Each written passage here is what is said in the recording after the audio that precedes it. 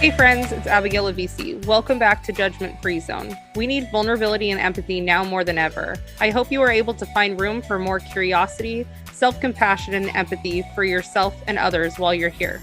I show up so you can too.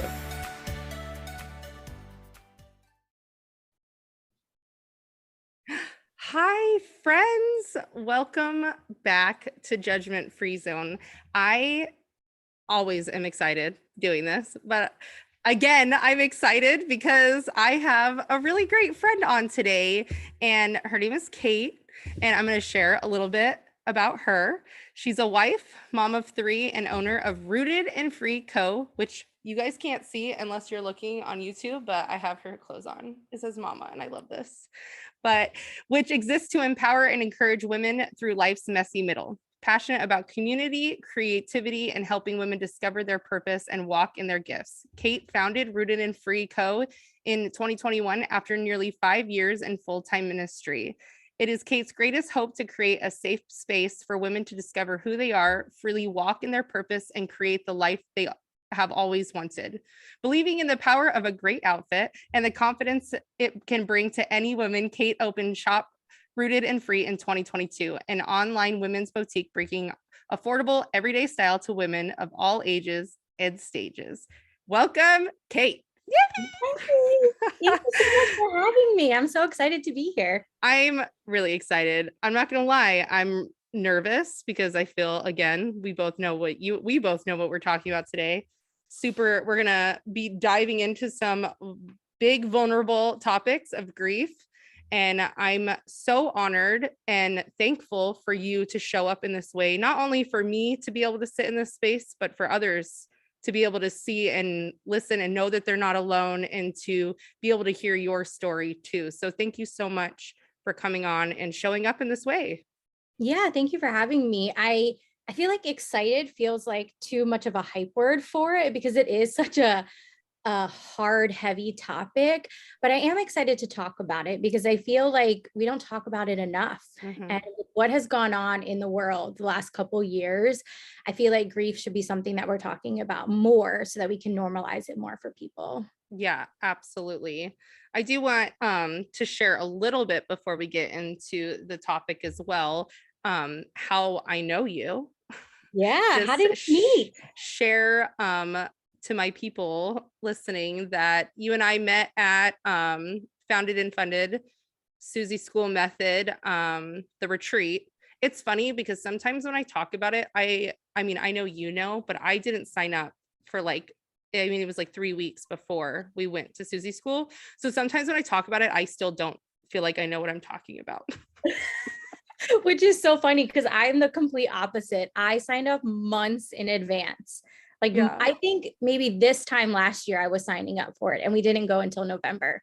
Yeah. See, and sometimes I still don't know because I know Brittany's not like really, I don't know what she's doing, like not kind of doing it right now, but I don't know. Like I follow Susie and I think she's legit, but like I have no idea like what I don't know what I went to, but I made friends and it really helped me like get motivated by you guys. You guys literally were my key to my success, I think. So thank you so much. Yeah, I would say like right back at you because I think we all learned so much at that retreat, even if it's on pause right now. I think that we learned things that we needed to for our business, but the thing we all walked away with most is the community that we formed, the friends that we made. And it's so wild to me that a year ago I didn't know you. And like I our little know. crew that came out of it, I I feel know. like I've known you guys for years. And I to know. think that it was, I don't know, 8 months ago. Shout out to our girls, Daniela and Andy, Yes. right? That's our little core group. And I mean, most Fridays we meet and chat, which Yeah. it started out as an hour, went to an hour and a half, and who knows now? We just love seeing each other. I'm like, sometimes it's 2 hours, sometimes it's like 2 hours plus Marco Polos afterwards. It just, Sometimes it's me hopping on in carpool line, yelling at orange car, you know? which I live for. I live for Orange Car. I know. I don't know what we're doing with summer now. I haven't seen orange car. I'll see or like a orange car every once in a while and wonder if it's her. And actually Daniel's usually the one that yells like, there's orange car. And I'm like, oh my gosh. So it's funny. So we'll see if orange car comes back around when school starts again. Anyways, that got off on a tangent, but the point is today, what's that? Now they can see why our 1 hour turned into 2 hours. I know, really, because this is what happens when we start talking. We start talking about random things like orange car, which a lot of people who maybe they don't follow me on Instagram are like, what the heck are you talking about? Well, you're just gonna have to follow my stories along during school now. So then you'll know. Anyways, okay. So we are talking about a heavier topic today. You guys all know that my phrase is like, I show up so you can too. And I'm very appreciative that Kate is willing to show up as well so that others can show up. So if you want to get into the nitty gritty, if you'd be willing to share with us your grief story and some of your journey and go from there. Yeah, I'd be happy to. So I think that we can all agree that the last couple years have been really, really hard for all of us. 2020 and the world shutting down with a global pandemic, I think rocked all of our worlds. But for me, 2020 started with rocking my entire life. From January 1 on, everything that I had known to be true of like what my life currently was shaken to the core. And that started with my grandmother being admitted to the hospital. And starting, right off January 1st, I'll never forget that date. She was admitted to the hospital and would spend the next 4 months of her life in the hospital until she passed. And it was such a hard season for our family, walking through multiple surgeries, illness that it didn't come out of nowhere because she had been sick for a while, but the level, or I almost don't even know how to say that, but just like she was very, very sick in a way that she was not before. And so we spent most of the first quarter of 2020 in and out of the hospital, in rehab centers, in nursing homes, back into hospitals. And then the pandemic hit. Yeah. And I would say about 2 weeks after the pandemic, shutting everything down, is when she was admitted to the hospital for the last time before she would pass away. And so I really feel like that's where my grief journey starts, is coming to terms with someone that I love and someone that I care about so deeply. We've talked about it before, that grandma doesn't even begin to explain or justify like what I felt for her. It doesn't even begin to even like explain what a role she had in my life, because we were that close and she was everything to me and everything to my kids. And so to watch someone you love so quickly decline and then have the world shut down to where you can't help at all, it rocked our world. There's no other way to put it. And when she passed in April of 2020, I'll be honest and say that I went into a really deep, dark place with my grief.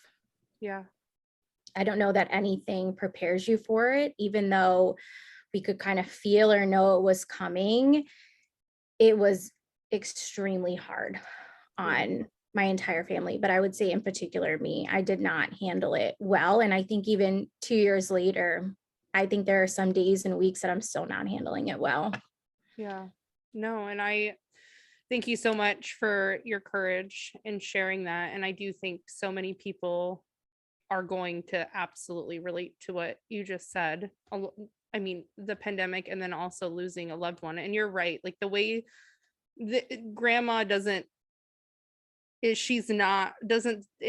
it justice, like what she did for you and knowing your story and how much you love her and how much you still love her. And I know, and I've seen some of the days, we live, by the way, far away from each other. Like you're in Florida and I'm in Arizona, and just having those small moments to talk to you too about what you've gone through and what you still go through is difficult. And I wish I could just come over to your house and be there with you and sit in that grief with you. And so yeah, it's it's difficult. And somebody, for myself, I haven't lost someone like to death. And I had a really close friend who has lost her grandma, her dad, and her mom literally within a few years of each other. And I was there each time that she went through that. And it was, I mean, I know it's very recent. She just lost her mom, and how difficult that's been for her. And I can only relate to her in the fact of different ways of, like, I went through my divorce, and I think that it's a different kind of loss. But I think all of us talking about and knowing that we can still talk about it together and have that level of empathy is really important. Yeah, absolutely. And I think you hit on such a key thing right there, is that we've all experienced grief, and grief doesn't have to just be from the loss of a person. And I think so often grief and death are the two things that are married together. And that when we think of grief, we automatically think of death, whether Right. that's, a family member, maybe an animal, somebody that has lost that they were very close with. Death and grief are not the only two things that can go together. Grief Absolutely. comes with divorce. It comes with the loss or distance of a friendship. It can come with the loss of a job, maybe a dream. I mean, even looking back through the last 2 years, right? Like, my husband lost his business in the pandemic. Yeah. That's something that he is going to grieve over, that our entire family is going to grieve over. And so I think it's important to remind people, or maybe it's the first time they're hearing it, is that grief is not just death, that you can grieve any loss, no matter how big or Yeah. small that is. There's nothing, there's no rule book in Yeah. grief. Like, grief is just grief. Yeah. And I also even want to say something that I actually personally, I would almost feel like I grieve more, or had grieved more than my divorce, is time. And I think that that's something, like, in the pandemic, people can definitely relate to, is, when I went through my divorce, like, I lost that time with my babies. I had twins that were very, very little, and it can still be so, I mean, I get emotional just talking about it. Like, it can be so difficult to look back on pictures still, because I had lost so much of that precious time of my babies, like watching them grow up, or because I was so, I was in survival mode, trying to work and make sure and get my kids a place to live, and what I mean, trying to take care of my mental health and going through all of that. And that time is still, like, hurts. And I think that that goes into, something that we definitely wanted to touch on, is there's no time limit on grief, right? There's no timeline, and there's no right or wrong way to Mm-mm. grieve, right? Like, about 6 months after my grandma passed away, I realized that I was in such a dark place that if I didn't get help, I didn't know how I was going to get out of it. And so I actually started doing grief counseling and a grief recovery and support program, which was so beneficial for me. And I learned so much. But one of the first things that they taught me in there was that there's no right or wrong way to grieve, and that there's no timeline on it.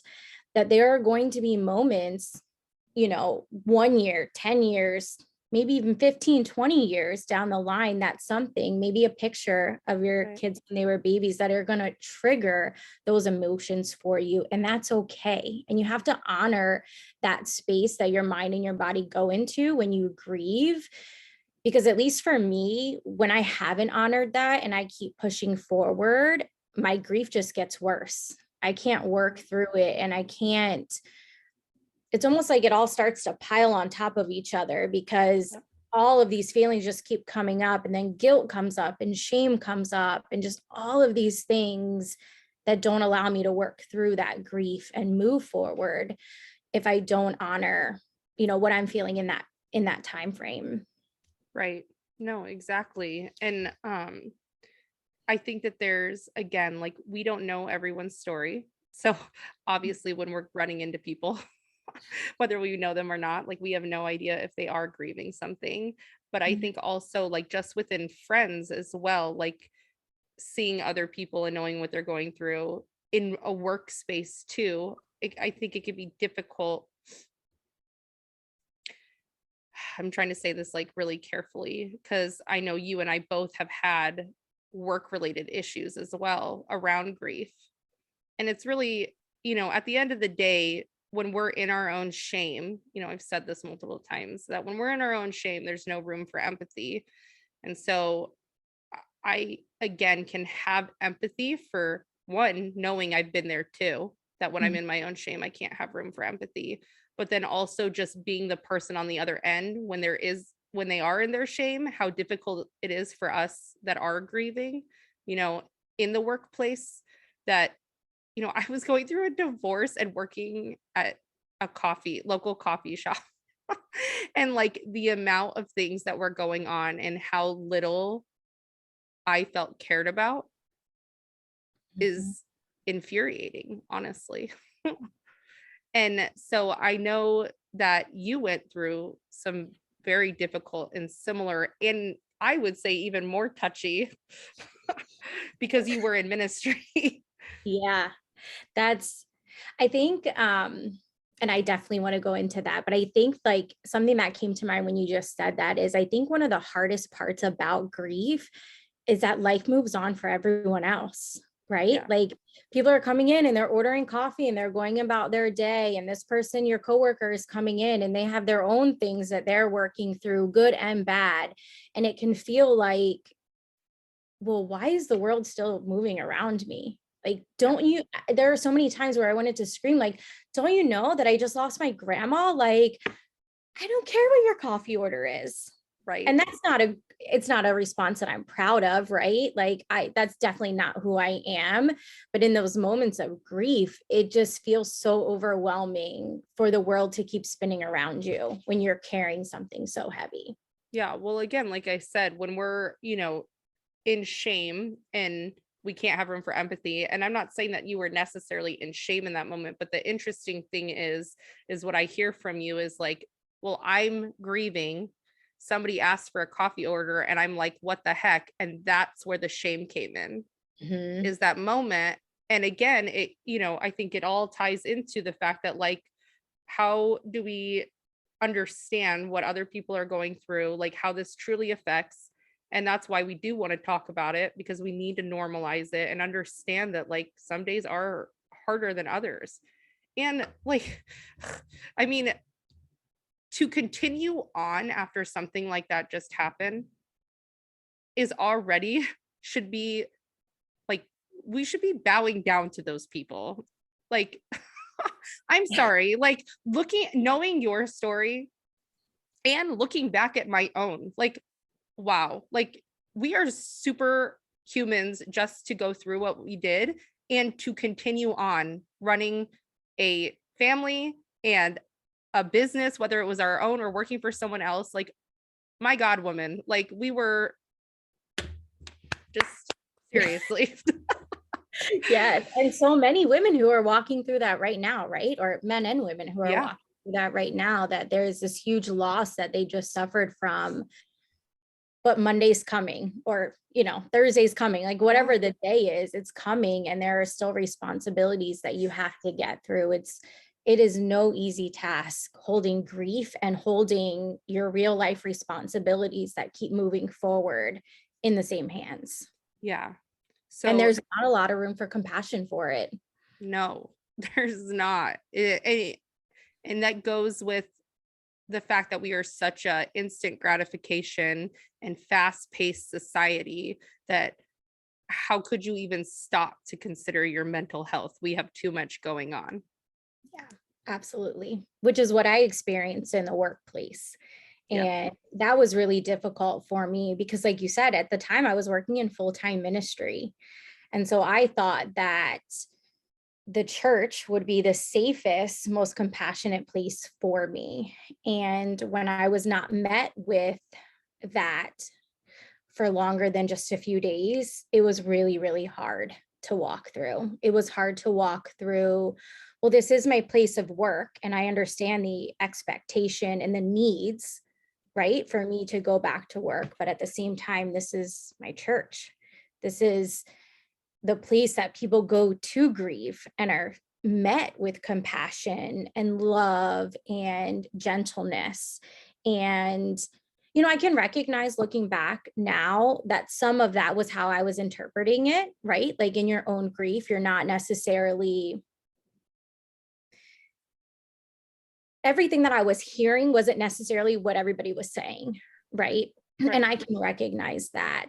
But there were also some things that were said and some things that were done that it was not met with compassion or, with understanding that you're grieving this huge loss and the whole world shut down. And we're also trying to walk with people who are also grieving. And I was not mentally and emotionally in the state to be able to keep pushing forward. Right. So what did you do? Yeah. So, gosh, a whole lot of things. So, one, I will say that walking through that situation, working in ministry, it rocked my faith really hardcore. I started to kind of retreat away from my faith in a way. I was angry, I was hurt, I was frustrated, this is kind of like a roundabout way of answering this. So That's hopefully okay. that's okay. Yeah.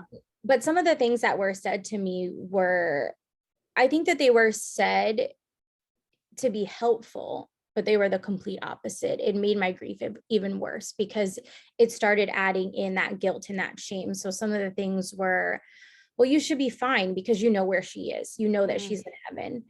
She's healed and she's whole and she's with Jesus. And so, like, why aren't you celebrating that?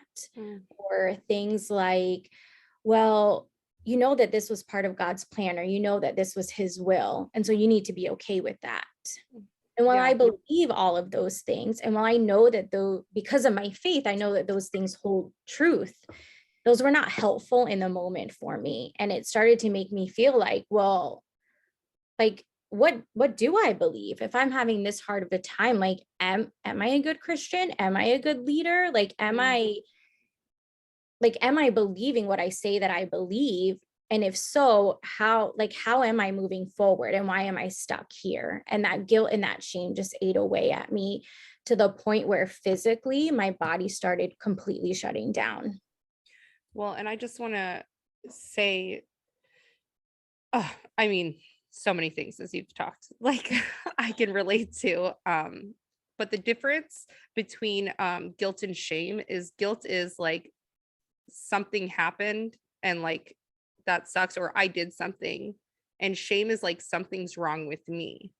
It's that message of I'm I'm defective, like I'm not enough. And so guilt is more like it's a mistake or something happened. And so I think that that's really important because it makes sense why you shut down when you're feeling like truly like my God is even going to reject me, or my God, like how, what, of course, like if I'm not going on and doing this, like what is wrong with me? Like those are the message I'm hearing. Tell me if I'm, I don't want to put words in your mouth. It's just how could you not feel that way? Like Yeah. what a lonely like space to be in, that you just lost someone and then also feeling like what's wrong with me? Why can I not be better? Why can I not just move on? And I think that, I don't know if this is totally going off, but I feel it's important to say like that. I think two things. That one, I think that God gets a bad rap. I think that these messages that are said to us in lots of ways are not the way that God would respond at all. And then two, God gave us emotions, and that includes fear, sadness, anger. It's not just all joy. I mean, we cannot have pain without joy. And I know that it might seem, I don't know what the right word would be.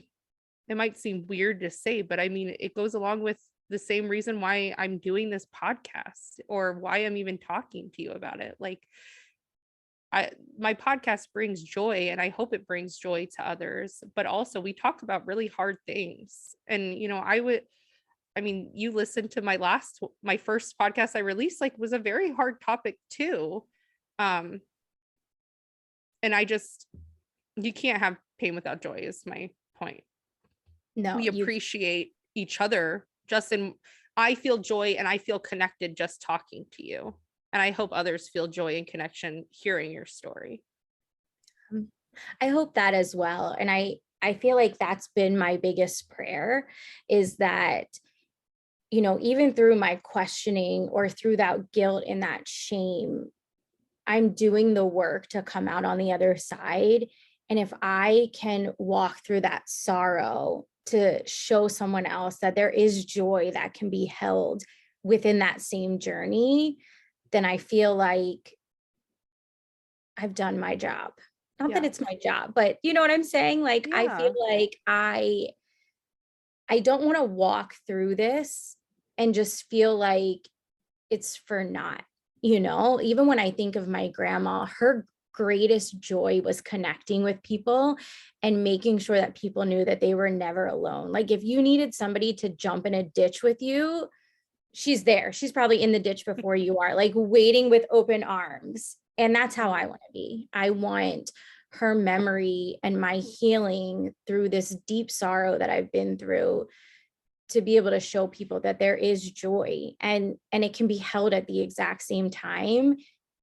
And then there's also going to be moments where you're only holding joy or you're only holding sorrow, and those times are okay as well. But Yeah. those two can intermingle. And I have written in my journal so many times, like, do not let Jesus get a black eye for his people. Like, that's been my saying over the last couple I love years, that. because even though my faith has been rocked and shaken and I've questioned things, I can recognize that that is my pain. And I don't want to lose faith in Jesus, because that's a core of who I am, because of what people have said to me. And so that's something that I've held really close to me. And, I know it's a funny little saying, but it No, has I definitely loved helped it. me to recenter. Yes. And again, the thing is when we, just to wrap it back around, is that because you have had this pain, which is unbelievably horrific and hard and so much sorrow, the pain, you're able to connect with others. And Mhm. that's where we can realize and hopefully know that we're not alone, and that there are others that are going through and have gone through what we've gone through similarly, whether it's between death or a divorce or time and all of these things. And I do think that we need to normalize it for sure, and that's why we're talking about it. And so I guess I wanted to ask you too, around death specifically. um I think when I was going through my divorce, it's like that's all you could talk about, so it's easy. um Time, I would say, is not talked about as much. Even still, again, it could be touchy for me. But I remember having a conversation with my friend, and again, I know other people, I'm sure, can relate to what I'm going to say, on the fact that, like, sometimes it can be scary to bring it up to someone who has lost. And something my friend had shared with me, I was that she really appreciated me bringing up her grandma and dad and now mom, that it was really therapeutic for her because she got to talk about them. And it brought, even though, again, that pain and joy, even though it brings pain, she got to reminisce and talk about things. And I know that that's one person, so I was just curious, like, for you, is that how you feel as well? Yeah, I think that it's come in waves for me. I think that in the very beginning, maybe in the first year, it was really hard for me to talk about it. It was really hard. And I think that part of it is that when I lost my grandma, I developed this really intense fear of also losing my grandfather at the Mm. same time. That it's been like one of my greatest fears, throughout my entire life, that when I would lose one, I would lose the other. And a lot of that came from, I have a very broken, abusive, traumatic childhood. And my grandparents were the only stability that I knew. And so, like, when I close my eyes and I think of my family unit, outside of my husband and my kids, I think of my grandparents. And when I think of not having them, it brings up so much fear for me. And so I think that in talking about my grandma's death and talking about her, on one hand, I would want to talk about her, right? On another hand, it brought up so much anxiety and so much fear. I don't even know another Yeah. word for it, that I would almost shut down.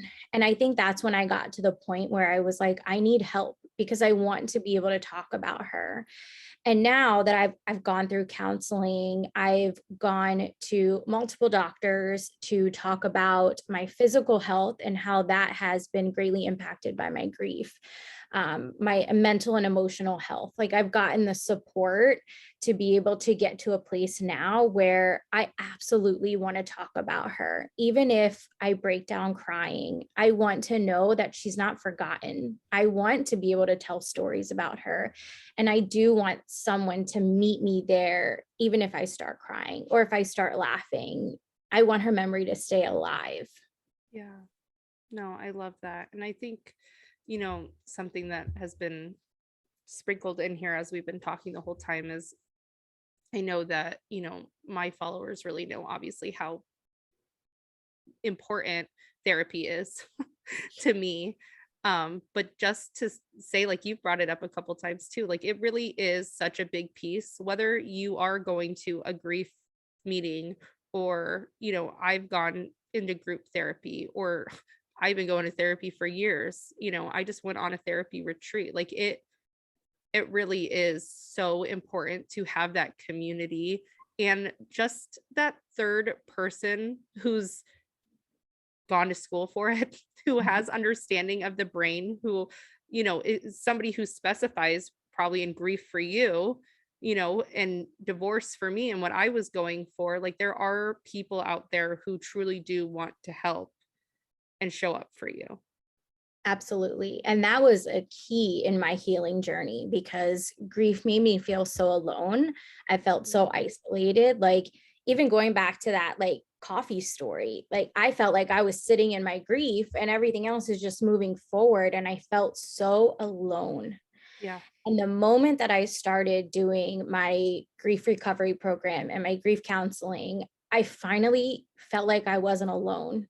Yeah. And I don't even know if I realized how isolated in my grief I felt, because people around me were also grieving, right? And I think it was easy to say, well, that person understands, or that person understands, or my family is also grieving. But to have a trained professional who knows how to meet me where I am and knows how to not just meet me there with compassion, but also has the tools that help me pull out of it, right? Like, it's one thing to meet me there, but now I need help with Right. next steps. And that was, I don't think that I would be where I am today if it wasn't for going to therapy. Yeah. No, I 120% agree with you. I would not be where I am today without therapy. And I think that, what you said is spot on about the therapist being able to bring you to the next step. And I think that with grief, maybe I hope people can understand what I'm about to say is that I actually, you know what? I know people are going to be able to understand what I'm about to say is that most of the time we don't need life lessons. And I think that it can be really easy to go into that for when we're talking to our friends or talking to people. And 80% of the time, we just want to be heard. Mhm. We want someone to hear our story and we want somebody to listen to our grief and to just show up and be there. And I just want to encourage people in that space that to know that your presence is enough. Like you sitting and showing up and asking like how to be there and just listening, like that is enough too. And it's okay if your friend doesn't want to talk about it, like you were saying in the beginning. Like, I think that that's really important to say too. Like, if you're not there in that space, like to say, like, hey, this is too hard to talk about right now. I really appreciate you talking to me about it. You know, maybe I'll bring it up again, or maybe even say, like, it just, everybody's different with what they need. Like, maybe even say, like, hey, don't stop asking me, you Mhm. know, like having that dialogue with your friends in that space. And I think on the other side of that is don't stop asking. I think that, you know, even looking at my own journey, as soon as you were saying that, one of my friends came to mind. And as I was shutting down, she never stopped. She Yeah. would still check on me. She would like randomly drop food off at my house or just randomly send me like a text message or, you know, she would just do little things so that I knew she was there even when I didn't know that that's what I need. It helped me so much because I knew that when I was ready, I knew who I could go to. And I think that it's so hard to be on the other side because you don't want to say the wrong thing. You don't want to do the wrong thing. You don't want to, you know, show up with food if they've said that they don't want food, right? Like it's Right. really hard to know what to do. But I think that you like hit the nail on the head with saying you just have to show up. Your presence is enough. And with technology, like your presence could be through a text message, through an Right. email, just something that lets them know I see you and I love you and I'm here for whatever you need whenever you're ready. Those Yeah. were things that in my deepest, darkest hours, I would know like, oh, this is who I can go to because I know that this is a safe person that will meet me exactly where I am. Yeah. And it's And so important. I just want to say too that, you know, for me, I didn't have a safe place when I was going through my grief. And that's why I think that, you know, the outlets we're talking about are so important, you know, whether it is a grief counseling group or just even a grief group or therapy or whatever it is. Like, it's okay if you have to pay for that group. I know that like there can be shame around that, but seriously, like I did not have family when I went through my divorce. You know, I did not have church support. You know, s- truly would not be here without my therapist. Like I don't believe it. Like I really don't.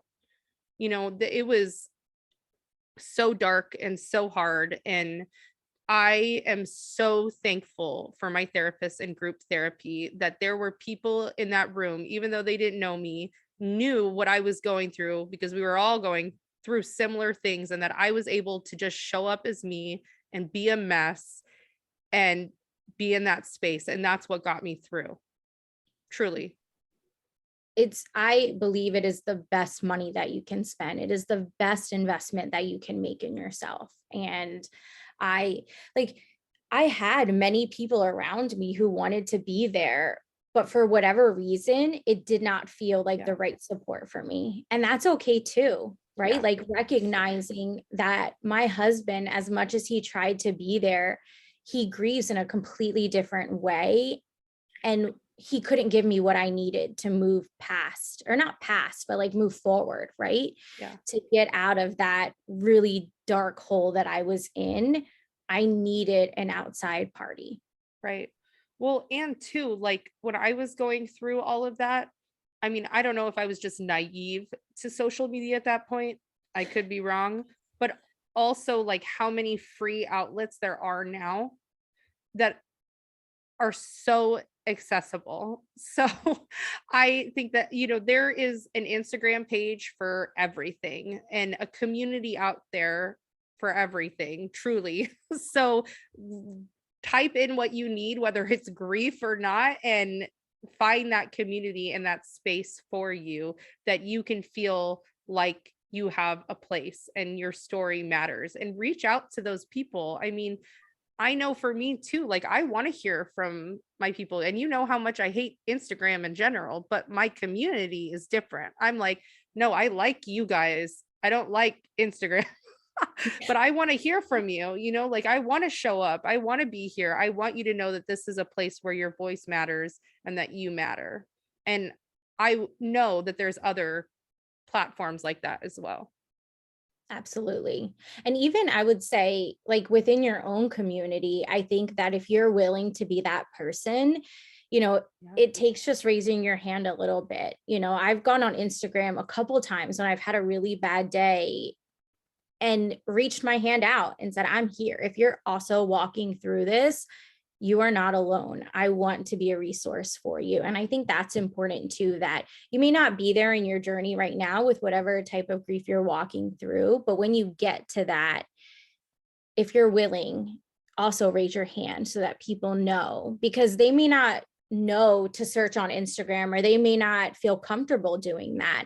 But if I say, oh my gosh, maybe I've been on the fence about therapy or, something, and I'm like, oh, Abigail talked about that, I would feel very comfortable reaching out to you and talking to you about that. And so something that I've consistently and constantly tried to lean into in my community, both on Instagram and in life outside of Instagram, is that I want to be that person for someone.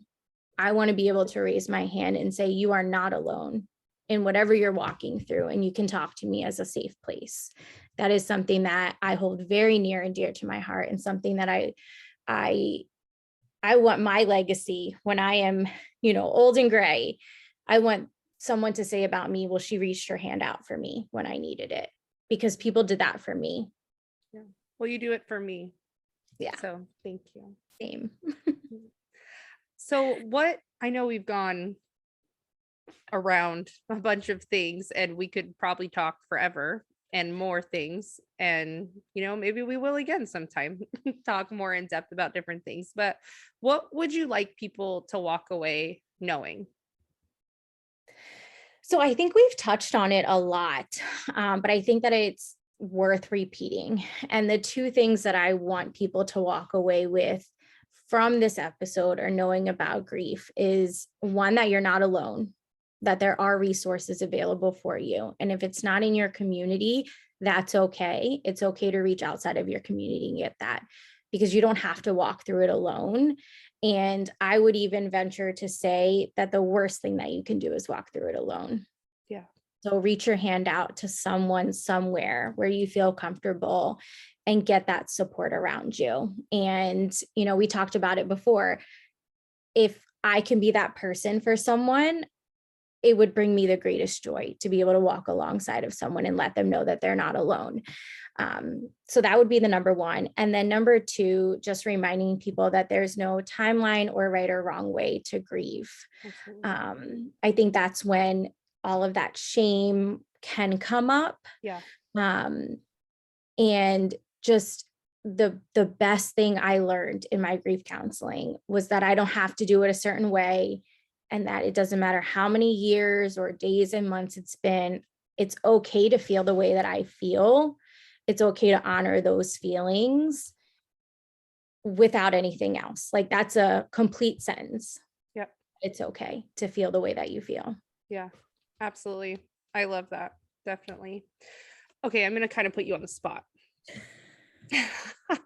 So I do want to ask my question about the gift of you. Also, I want to, if you have a joyful memory that you could share with us about your grandma. I know that that's on the spot.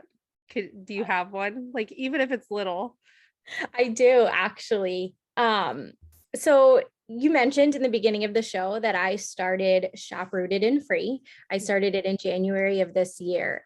And when I was going through my grief, I kept wanting to do something that would honor my grandma and honor our time together. And if you know my grandma, you know that she loved people.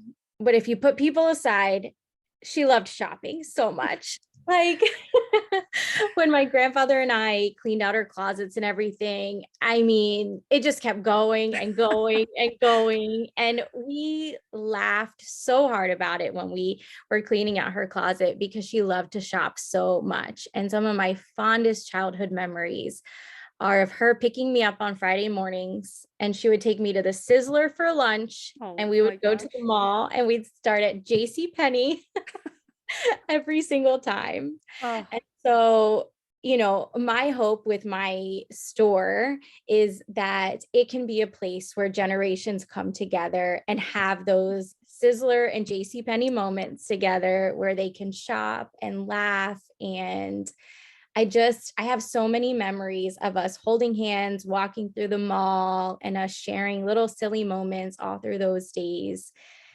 Though, I mean, I could share so many stories, but that is definitely one of the first things that come to mind. And so part of the reason I started it was to honor my grandma and to honor those incredible memories and those joyful memories that I have with her. I love that. Thank you so much for sharing that. I love you so much. I know that I say it, and just for people who haven't heard me before, but joy really is the most vulnerable emotion. And to hear memories like that and know how close you were to her really does bring me so much joy. And just to know your business too.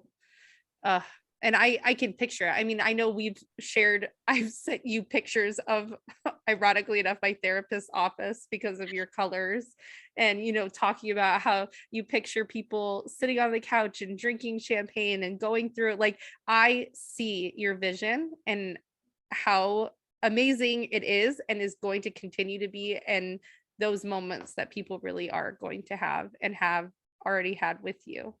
Yeah, So thank you absolutely. so much. Actually, at my last pop-up, I started crying because a grandma and her granddaughter were like in my pop-up shopping. And I was like, oh, how are you? Take it Is this off. mom's daughter?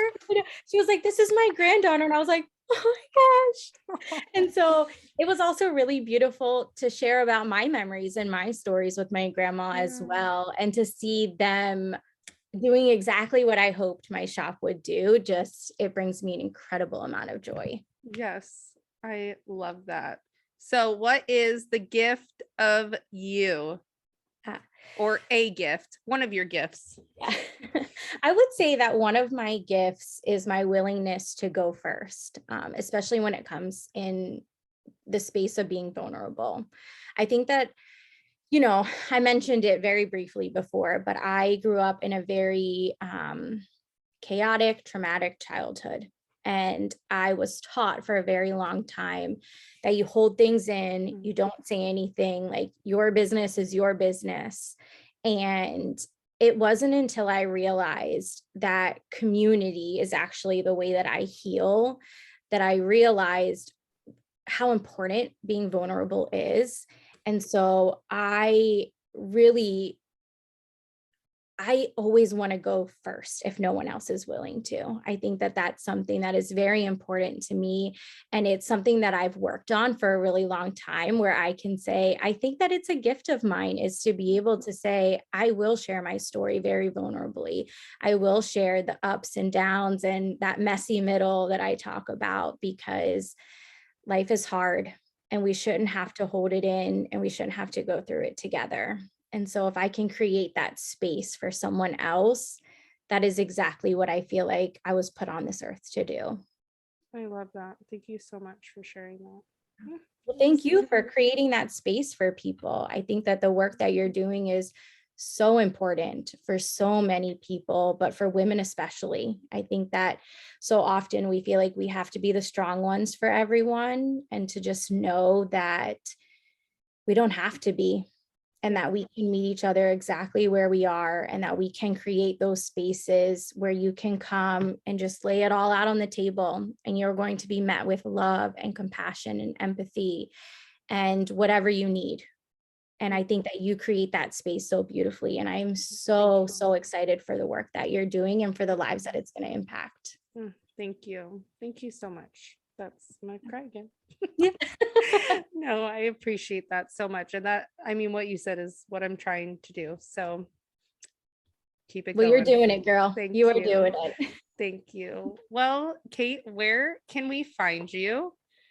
And what are you up to? And then I also want to say, you guys know she does clothes. She's given y'all a fancy little discount. And Yeah. I mean, who doesn't love a good discount on clothes, right? Yes. So you can find me on Instagram. I also don't love Instagram, but I love my people on Instagram. Exactly. You can find me there. So I'm at Hey Kate Rogers and Shop Rooted and Free. And then I also have my websites as well, which I know you'll link in the show notes. Yes. And if they go to shoprootedandfree.co, if they use Abigail 15, it is 15% off the entire website. Hey. And you can get this cute. Do you have any more of these? I love I them. do. I Oh have my a couple gosh. more left. So adorable. I love it. And so cozy. It That's really what is. I love about it. I know, except for the fact that it's 100 and like something degrees here in Arizona today, but I had to wear it because I had to show everybody, but it's okay. But anyways, thank you again so much for coming on and showing up and being so vulnerable. And I'm sure you'll be back on because you're you and you're awesome. Well, thanks for having me. It was Yes. Well, thank you guys. We'll see you next week. Talk to you later. Bye-bye. Thanks, friends, for listening in. If you found this helpful, please subscribe, share, and leave a review. If you'd like to be more involved in our community, hop over to Instagram and find me at Abigail Levisi. Keep showing up. I will too. See you next time.